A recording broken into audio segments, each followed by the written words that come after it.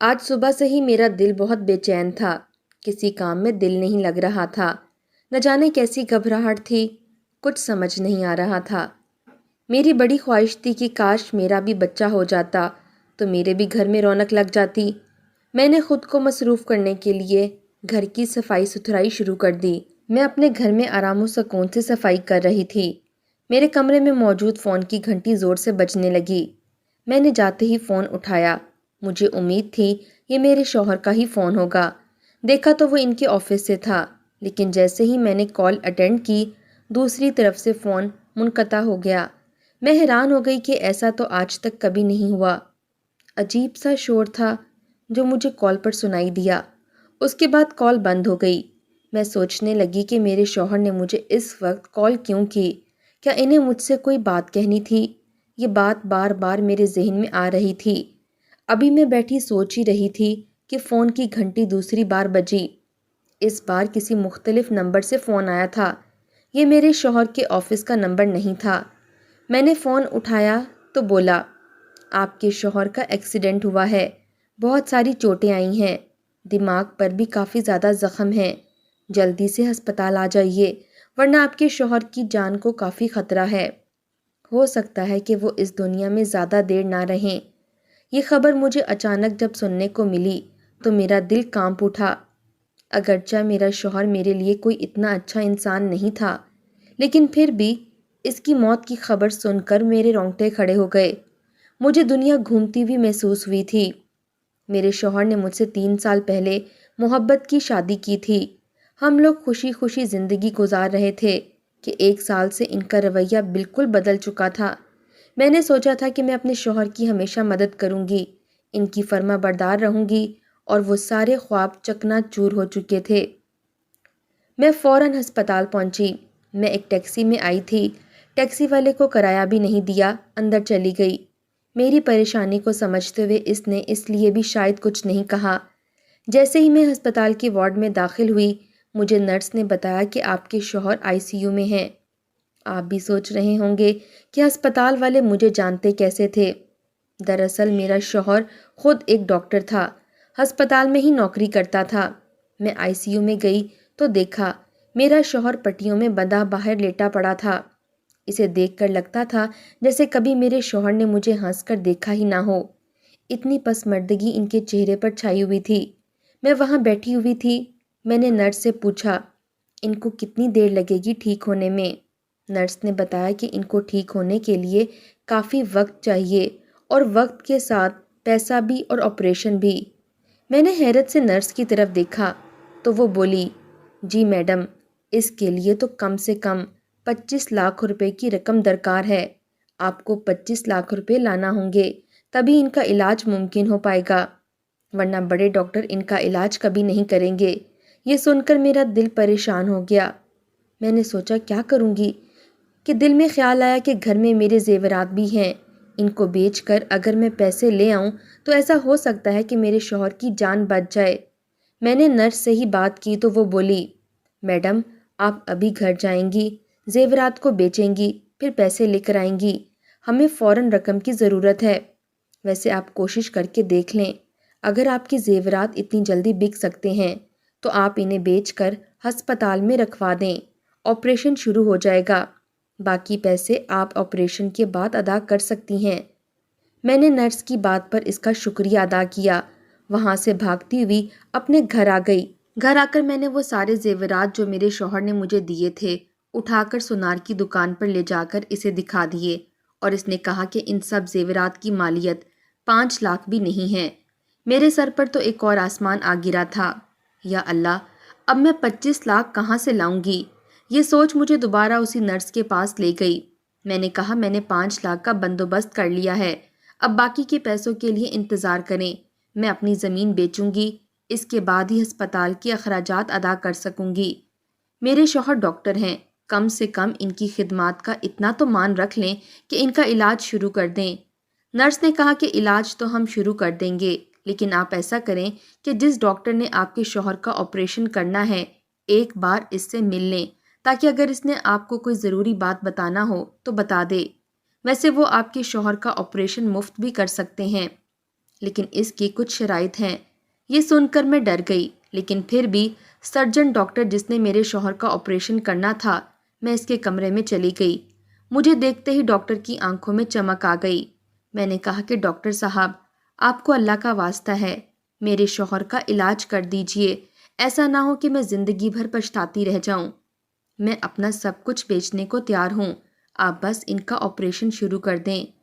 Surgeon doctor مجھے دیکھ کر ہنس پڑا اور بولا، مجھے آپ کی جان نہیں چاہیے، اگر آپ میری بات مان سکتی ہیں تو وہ زیادہ اچھا ہوگا میرے لیے۔ میں اس کی بات سن کر اسے حیرت سے دیکھنے لگی۔ کیسی بات؟ میں نے الجھے ہوئے چہرے کے ساتھ پوچھا۔ بچی تو آپ بھی نہیں ہیں، اگر میں آپ سے کہوں کہ آپ نے میرے گھر چلنا ہے تو کیا آپ چلیں گی؟ آپ یہ کیسی باتیں کر رہے ہیں؟ آپ کو میں اس قسم کی عورت لگتی ہوں؟ میں ایسا کبھی سوچ بھی نہیں سکتی۔ سرجن ڈاکٹر اپنی سیٹ سے کھڑا ہو گیا۔ تو پھر ٹھیک ہے، آپ کا جو دل چاہے آپ کریں، میں تو آپ کے لیے تبھی کچھ کر سکتا ہوں جب آپ میری بات مانیں گی۔ میری آنکھوں سے آنسو نکلنے لگے۔ اس نے مجھے نفرت سے دیکھا اور بولا، تمہیں میرے گھر چلنا ہوگا، تبھی میں تمہارے شوہر کا آپریشن کر پاؤں گا۔ میں نے اس کی بات مان لی، میرے پاس اور کوئی چارہ نہیں تھا، میں اس وقت مجبور ہو گئی تھی۔ میں نے کہا، ٹھیک ہے، تم مجھے اپنے گھر لے چلو، جہاں مرضی لے جاؤ، میرے شوہر کو ٹھیک کر دو۔ اس نے کہا کہ ٹھیک ہے، میں اپنے ڈرائیور کو بھیجتا ہوں اور تمہیں میرے گھر لے جائے گا، ادھر میں تمہارے شوہر کا آپریشن کر لوں گا، شام کو گھر آ کر تم سے بات کرتا ہوں۔ اس کی بات سن کر مجھے ڈر بھی لگا۔ میں چاہتی تھی شوہر کے آپریشن کے وقت میں اس کے قریب ہی رہوں، لیکن مجھے ڈاکٹرز نے اندر نہیں جانے دیا۔ یوں مجھے بتایا گیا کہ اب میں ڈاکٹر طیب کے گھر جاؤں۔ ان کا ڈرائیور باہر ہی کھڑا تھا۔ میں ڈرتے ڈرتے ڈاکٹر طیب کی گاڑی میں بیٹھ گئی۔ ڈرائیور مجھے گاڑی میں بیٹھتے ہی پوچھنے لگا کہ آپ ڈاکٹر صاحب کی بیوی ہیں؟ اس نے میرے شوہر کا نام لیا۔ میں نے ہاں میں سر ہلا دیا۔ بولا کہ پھر تو آپ کو پتا ہوگا کہ آپ کو ڈاکٹر طیب نے یہاں کیوں بلایا ہے۔ میں نے کہا، جی ہاں، مجھے پتا ہے، انہوں نے مجھ سے کوئی بات کرنی ہے۔ وہ طنزیہ ہنسا اور بولا، ہاں بات ہی کرنی ہوگی۔ میں اس کی باتوں کا انداز دیکھ کر بہت ڈر گئی تھی۔ تو کیا ڈاکٹر طیب نے یہ جال پہلے سے بچھایا ہوا تھا؟ میرے دل میں عجیب خیالات آنے لگے، لیکن مجھے یہ نہیں معلوم تھا کہ ڈاکٹر طیب اتنی عزت سے مجھے اپنے گھر کیوں لے کر جا رہے ہیں۔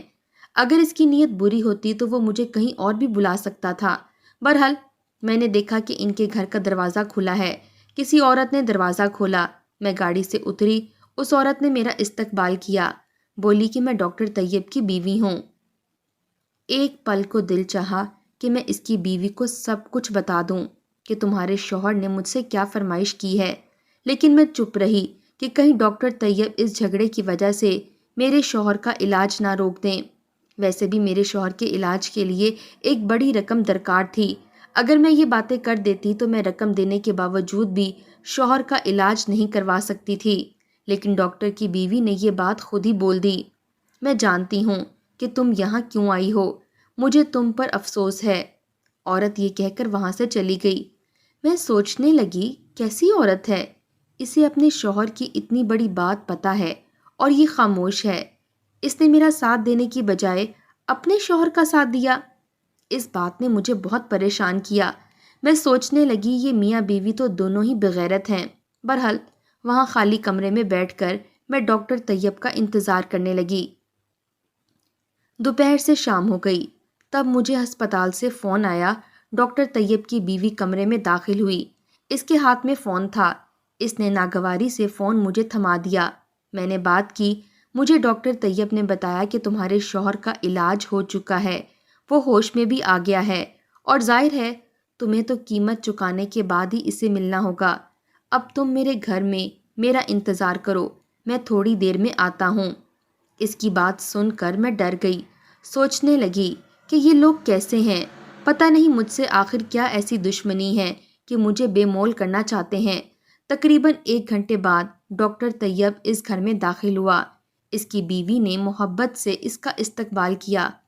میں حیران تھی کہ بیوی کو یہ سب پتہ ہونے کے باوجود وہ آخر اس پر غصہ کیوں نہیں کر رہی۔ ڈاکٹر طیب اپنی بیوی کے ساتھ دوسرے کمرے میں چلا گیا، اسے بات چیت کرنے لگا۔ میں یہاں بیٹھی سوچنے لگی کہ آخر مجھے کس چیز کی سزا دی جا رہی ہے۔ اگر میرا شوہر ٹھیک ہو گیا ہے تو میں اس سے مل کیوں نہیں سکتی؟ تبھی ڈاکٹر طیب میرے کمرے میں داخل ہوئے۔ اس کے ساتھ اس کا وہ ڈرائیور بھی تھا، ایک چھوٹی بچی بھی جس کی عمر تقریباً 16 سال کے قریب ہوگی۔ وہ سب میری طرف دیکھ رہے تھے۔ ڈاکٹر طیب کی بیوی بھی وہاں موجود تھی۔ ڈاکٹر میرے سامنے بیٹھ گیا۔ میں حیرت سے اس کو دیکھنے لگی کہ آخر ان سب کو مجھ سے ایسی کیا بات کرنی ہے کہ 3-4 لوگ میرے کمرے میں آ گئے۔ میں تو کچھ اور ہی سوچ رہی تھی۔ میں نے ٹھنڈی آہ بھری۔ شاید ڈاکٹر طیب مجھ سے کوئی اور بات کرنا چاہتا ہے۔ میں نے تو اسے غلط سمجھا، میں دل میں سوچنے لگی۔ تبھی ڈاکٹر طیب بولا، دیکھیے محترمہ، آپ سوچ رہی ہوں گی کہ میں نے آپ کو اس گھر میں کیوں بٹھا رکھا ہے، اور اس کی بھی ایک وجہ ہے، اور میں آپ کو جب تک پوری بات نہیں بتا دوں گا تب تک آپ کو کوئی وجہ بھی سمجھ نہیں آئے گی۔ آپ کو میں ہی ظالم لگوں گا، آپ کو لگے گا کہ آپ پر بہت بڑا ظلم ہو گیا ہے۔ ڈاکٹر طیب نے بڑی تمہید باندھی۔ اس کے بعد بات کرنا شروع کی۔ یہ اس وقت کی بات ہے جب میں اپنے گاؤں سے آیا۔ میں نے یہاں پر نئے نئے دوست بنانا شروع کیے۔ ان میں ایک راشد بھی تھا، یعنی کہ تمہارا شوہر۔ ڈاکٹر طیب نے طنزیہ انداز میں کہا۔ پھر میں اس کا دوست بن گیا۔ ہم دونوں نے میڈیکل کا ٹیسٹ اکٹھے ہی دیا۔ دونوں پاس کر کے میڈیکل کالج میں جانے لگے۔ ایک دن مجھے راشد بہت پریشان لگا۔ وجہ پوچھی تو بولا، میرے ابا کی وفات ہو گئی ہے۔ یہ بات سن کر میں حیران تھا کہ راشد چپ چاپ شہر میں ہی بیٹھا ہوا تھا۔ اسے تو اس وقت گاؤں میں ہونا چاہیے تھا۔ بولا کہ میرے پاس تو گاؤں جانے کے بھی پیسے نہیں ہیں۔ ان لوگوں نے رابطہ کر کے بتایا ہے کہ فوری شہر سے گاؤں پہنچو۔ مجھے راشد کی حالت پر بڑا ترس آنے لگا۔ اس کو پیسے دیے، پیسے لے کر وہ فوراً گاؤں چلا گیا۔ گاؤں جانے کے 1 ہفتے بعد جب وہ واپس آیا تو ٹوٹا ہوا تھا۔ بولا کہ ابا بہت جلد مجھے چھوڑ کر چلے گئے، لیکن اب ان کے جانے کے بعد میرے سارے خواب بھی ادھورے رہ جائیں گے۔ میری تعلیم ادھوری رہے گی، کیونکہ میرے پاس ہاسٹل میں رہنے کے بھی پیسے نہیں ہیں، نہ ہی کتابوں کا خرچہ میرے پاس ہے۔ میں کیا کروں گا؟ لگتا ہے کہ مجھے بس تمہیں الوداع کہہ کر یہاں سے واپس جانا پڑے گا۔ راشد نے اتنی دکھی باتیں کیں کہ میں بھی پریشان ہو گیا۔ میں نے کہا، راشد، تمہیں اس سب کے لیے فکر کرنے کی ضرورت نہیں ہے۔ تمہارا دوست کس لیے ہے؟ تم میرے گھر چلو، میں تمہیں اپنے گھر میں رہائش دوں گا۔ تم وہیں پر رہنا اور پڑھتے جانا۔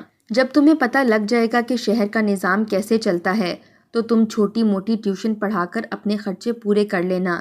جب ڈاکٹر بن جاؤ گے، اس کے بعد تو زندگی سیٹ ویسے بھی ہو جائے گی۔ یوں راشد نے میری بات مان لی اور وہ میرے گھر آ کر رہنے لگا۔ اور جیسے ہی میں راشد کو گھر لے کر آیا، میرے ابا بولے کہ مجھ سے اکیلے میں بات کرو۔ میں ابا کی بات سننے کے لیے گیا۔ بولے، بیٹا، تمہیں شرم نہیں آتی؟ گھر میں تمہاری جوان بہنیں ہیں، تم اس لڑکے کو یہاں پر رہنے کے لیے لے آئے ہو۔ اب یہ اس گھر میں رہے گا تو میری بیٹیاں کہاں جائیں گی؟ ابا کی بات سن کر میں نے اپنا سر جھکا لیا اور کہا کہ ابا، اگر میرا دوست آپ کو کمرے سے باہر بلا ضرورت دکھائی دے تو آپ بے شک اسے نکال دیجیے گا۔ اس کے ابا کی وفات ہو گئی ہے، اب یہ بہت پریشان ہے، اس کے پاس رہنے کے پیسے بھی نہیں ہیں، تھوڑے عرصے بعد چلا جائے گا۔ ابا نے مجھے اجازت دے دی کہ ٹھیک ہے، تم اسے کچھ عرصہ یہاں رکھ لو اور اس سے زیادہ کچھ نہیں۔ میں راشد کے ساتھ رہنے لگا۔ ایک دن شام کا وقت تھا، میں کسی کام سے باہر گیا ہوا تھا۔ جیسے ہی میں گھر میں داخل ہوا، مجھے گھر میں لڑائی جھگڑوں کی آوازیں سنائی دیں۔ میں نے دیکھا میرے گھر والے راشد سے لڑ رہے تھے۔ اماں راشد سے کہہ رہی تھی کہ تم میرے گھر سے نکل جاؤ۔ یہ سب دیکھ کر میں بہت حیران ہوا۔ مجھے اماں کی سوچ پر بڑا افسوس ہوا کہ وہ ایک یتیم لڑکے کو گھر سے نکال رہی ہیں۔ راشد نے مجھے شکوہ بھری نگاہوں سے دیکھا پر بولا کچھ نہیں۔ میری اماں نے بتایا کہ یہ گھر کی نوکرانی سے چھیڑ چھاڑ کر رہا تھا۔ اس کو چائے دینے کے لیے اس کے کمرے میں گئی تو ہاتھ پکڑ لیا اور بولا کہ میرے ساتھ بیٹھ کر باتیں کرو۔ بھلا یہ کوئی طریقہ ہے؟ اگر یہ ہماری نوکرانی کا ہاتھ پکڑ سکتا ہے تو ہماری بچیوں کے لیے بھی یہ لڑکا بالکل ٹھیک نہیں ہے۔ اماں کی باتیں سن کر میں نے سر پکڑ لیا۔ لازمی رابعہ نے اماں کو بھڑکایا ہوگا، کیونکہ اسے گھر میں ذرا زیادہ کام کرنا پڑتا ہے۔ اس سوچ نے مجھے رابعہ کے خلاف نفرت دلا دی۔ سوچا کہ کتنی کم ظرف عورت ہے جو ایک آدمی کو کھانا فالتو نہیں پکا سکی۔ راشد بیچارہ ہمارے گھر سے بہت ہی ذلیل و رسوا ہو کر رخصت ہوا تھا۔ میں نے کبھی اسے اتنا پریشان نہیں دیکھا تھا جتنا وہ آج پریشان تھا۔ بولا کہ بس دوست، انسان کا اپنا گھر نہ ہو تو ایسا ہی ہوتا ہے، اس کے بعد انسان بس در بدر ہوتا رہتا ہے۔ راشد کی بات سن کر مجھے بہت دکھ ہوا۔ میں چھپ چھپ کر اسے پیسے دینے لگا۔ اب وہ ایک ہاسٹل میں رہنے لگا تھا۔ تقریباً 5 سال بعد وہ ایک اچھا ڈاکٹر بن گیا تھا۔ کیونکہ حالات سے مجبور تھا، اس نے پڑھائی بھی اسی طرح سے کی تھی۔ جبکہ میں اپنے گھر سے خوشحال تھا، میں نے پڑھائی پر اتنا دھیان نہیں دیا تھا۔ راشد پڑھائی میں تیز ہونے کی وجہ سے بڑے بڑے لوگوں کی نظر میں آنے لگا۔ یہاں تک کہ جب ہماری تعلیم مکمل ہوئی تو راشد کو فوراً ہی بڑے ہسپتال میں نوکری مل گئی۔ اب تو راشد بہت ہی زیادہ عروج پر تھا۔ پھر اس نے تم سے شادی کر لی، تم اس کی بیوی بن کر اس کے گھر آ گئی۔ راشد اس قدر خوش تھا کہ میں بتا نہیں سکتا۔ سب نے کبھی بھی راشد کو اتنا خوش نہیں دیکھا تھا جتنا وہ تم سے شادی کرنے پر خوش تھا۔ لیکن کہتے ہیں کہ انسان اپنی فطرت سے باز نہیں آتا۔ کچھ دن گزرے تھے، راشد اپنے پرائیویٹ کلینک میں بھی پریکٹس کرنے لگا۔ سب لوگ اس کے پاس اس وجہ سے بھی آتے تھے کیونکہ وہ بہت ہی زیادہ ذہین طالب علم تھا اور اپنی شہرت کی وجہ سے وہ کافی پہچانا جاتا تھا۔ کبھی استاد اس کی تعریف کیا کرتے تھے۔ یوں پھیلتے پھیلتے راشد کی شہرت کافی آگے بڑھ گئی تھی اور پھر راشد غلط راستے پر چل پڑا۔ اب جو بھی مریض خاتون اس کے پاس آتی، اس سے کوئی نہ کوئی ایسی بات کہہ دیتا کہ وہ بیچاری مہینوں اس کے پاس دوبارہ نہ جاتی، لیکن پھر مجبور ہو کر اسی کے پاس آتی، کیونکہ ایک تو راشد کی فیس کم تھی، پھر علاج بھی اچھا تھا۔ خیر سے کافی دن گزر گئے۔ ایک دن میں نے راشد کو بڑا خوش دیکھا کہ آج مجھے بدلہ لینے کا موقع ہاتھ آیا ہے۔ میں نے پوچھا کہ کیسے ہو؟ تو کہنے لگا، یاد ہے تمہیں وہ نوکرانی جس نے مجھے تمہارے گھر سے ذلیل و رسوا کر کے نکالا تھا، آج کل میرے پاس آتی ہے۔ میں اس کی بیٹی سے اس کا بدلہ لوں گا۔ میں نے کہا، راشد خدا کا خوف کرو، تم ایسا کیوں کر رہے ہو؟ اور اس نے جب تم پر الزام لگایا تھا وہ بات تو کافی پرانی ہو گئی ہے، ہو سکتا ہے کہ اب اس نے تمہیں معاف کر دیا ہو۔ راشد غصے میں بولا، تو کیا تمہیں لگتا ہے میں نے ایسے ہی اس کا ہاتھ پکڑا تھا؟ میں نے سر جھکا لیا۔ میں راشد کی بات کا کیا جواب دیتا؟ اب راشد اپنی بات سے باز نہیں آیا۔ اس نے اس عورت کو تنگ کرنا شروع کر دیا۔ مجھے لگا تھا کہ بات صرف تنگ کرنے کی حد تک رہے گی، لیکن اس نے نوکرانی کی بیٹی کے ساتھ باقاعدہ دست درازی کی، مگر پھر وہاں پر وقت پر عملہ پہنچ گیا تو اس کو بچا لیا گیا۔ بات بتانے کا مقصد یہ ہے کہ تمہارا شوہر جن عیاشیوں میں پڑ چکا ہے، اس کے بعد اسے لگتا ہے کہ وہ زندگی میں بہت آگے بڑھ گیا ہے، تو اب اسے کسی چیز کی فکر نہیں۔ اب میں اسے بتاؤں گا کہ بدلہ کیا ہوتا ہے۔ تم یہ دیکھ رہی ہو، آج جو سامنے بیٹھا ہے یہ اس لڑکی کا باپ ہے، اور تم خود بتاؤ، اگر ہم سب تم سے بدلہ لینے لگ جائیں، تمہیں اس کمرے میں قید کر دیں تو تمہیں کیسا لگے گا؟ میں اس کی بات سن کر رونے لگی۔ تمہیں رونے کی ضرورت نہیں ہے، میں تمہارے شوہر سے بات کروں گا، اسے کہوں گا کہ تمہاری بیوی کو میرے ڈرائیور نے اغوا کر لیا ہے، تم نے ڈرائیور کی بیٹی کے ساتھ دست درازی کی تھی، اس نے غصے میں آ کر یہ قدم اٹھایا ہے، اس نے مجھ سے میرے تعاون کی امید کی تھی کہ میں اپنے شوہر کے سامنے روؤں چلاؤں، اسے بتاؤں کہ میں واقعی اغوا کر لی گئی ہوں۔ چنانچہ میں نے ایسا ہی کیا، کیونکہ میں بھی اپنے شوہر کو سبق سکھانا چاہتی تھی۔ میرا شوہر اس عورت سے بھی معافیا مانگنے لگا اور پھر میرے بارے میں بہت بے تاب ہوا، بولا میری بیوی مجھے واپس کر دو، میں اس لڑکی کی بھی شادی کا بندوبست کر دوں گا، اپنے بھائی سے اس کی شادی کروا دوں گا۔ یہ سن کر ڈرائیور خوش ہو گیا۔ اس نے کہا کہ ٹھیک ہے، تم پہلے شادی کرواؤ، یعنی نکاح کی بات کرو، اس کے بعد میں تمہاری بیوی کو چھوڑ دوں گا، کیونکہ ڈاکٹر راشد یعنی میرا شوہر اس لڑکی کی کردار پر داغ لگ چکا تھا، اب اس کے لیے بہت مشکل تھا کہ وہ کہیں بیاہ کر جائے، سو اس نے اسی راستے کو چن لیا۔ راشد نے واقعی اپنے چھوٹے بھائی یعنی میرے دیور کے ساتھ اس لڑکی کی شادی کروا دی۔ میرے شوہر کو میں نے بھی بہت برا بھلا کہا، میں تو سمجھتی تھی کہ یہ لوگ میرے ساتھ بہت برا سلوک کریں گے، پر انہوں نے صرف میرے شوہر کو سبق سکھانے کے لیے مجھے تھوڑی دیر اس کمرے میں بند کیا تھا۔ رہی بات میرے شوہر کی تو نہ ہی اس کو چوٹ آئی تھی نہ کچھ اور ہوا تھا۔ موسمی بخار کی وجہ سے اسے ICU میں جانا پڑا۔ ان لوگوں نے مجھے ڈرا دھمکا کر ایک ایسی جگہ پہنچا دیا جہاں میرے شوہر کے لیے پہنچنا ناممکن تھا۔ میرے شوہر کو لگا میں واقعی اغوا ہو گئی ہوں۔ ادھر مجھے لگا کہ میرا شوہر زندگی موت کی کشمکش میں ہے، ورنہ شاید نہ ہی میں سبق سیکھتی اور نہ ہی میرا شوہر۔ میں نے یہ سبق سیکھا کہ اپنے شوہر کو حلال اور حرام کی تمیز سکھاؤں گی، اسے کبھی بھی برے راستے پر چلنے نہیں دوں گی، اور میرے شوہر نے یہ سیکھا کسی کو زندگی میں بے بس اور مجبور سمجھ کر اس کا ناجائز فائدہ نہیں اٹھاؤں گا۔ عروج اور زوال انسان کی زندگی میں چلتے ہی رہتے ہیں، بس کبھی بھی ایمان کی ڈوری کو ہاتھ سے نہیں جانے دینا چاہیے۔ آپ کے خیال سے میں نے ان سب کا ساتھ دے کر اپنے شوہر کو جو سبق دیا وہ صحیح تھا یا مجھے ایسا نہیں کرنا چاہیے تھا؟ اپنی قیمتی رائے کامنٹ باکس میں ضرور دیجیے گا۔ شکریہ۔